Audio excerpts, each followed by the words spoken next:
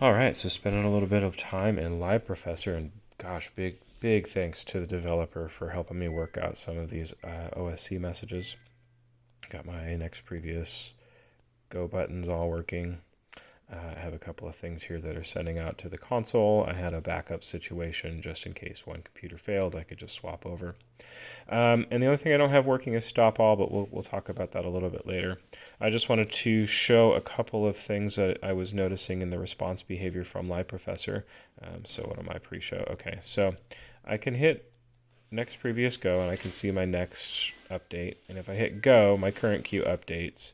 But my next queue doesn't update until I hit previous or go again. So as I'm going down the list, it's showing me that my next queue is the thing that I just fired, which is a little bit frustrating. Even though, like over here, for instance, my next queue should be segment 4 area list. And so I thought, oh gosh, maybe I did something stupid on TouchOSC. I went back through the document layout and made sure that that was not, in fact, the case. And then so I came in here into Osculator, and I just want to show you some behavior here. So if I go next, or excuse me, previous, I'm going to tap up previous. So you can see I've got next queue. So the first time I hit it, you'll see it's reported as the same, which is actually really interesting. The next time I pressed it, I had the segment 3 and Beatboxer. So we get the two different reported. Next queue and active queue are reported as different.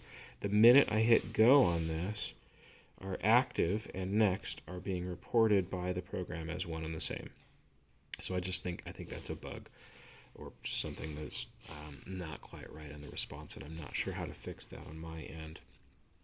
The only other thing I wanted to point out is that, so I've got, let's go stop all. Let me just show you my messages here.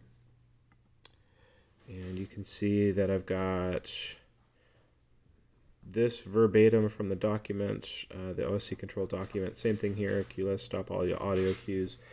And let's just close this so I can show you LiveProfessor.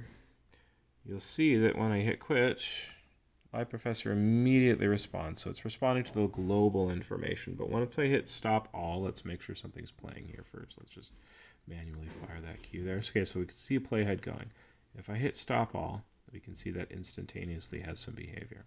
Let's hit it again. If I come in here and go stop all, I can see that my stop all queue has fired. It is a float of 1 and no response.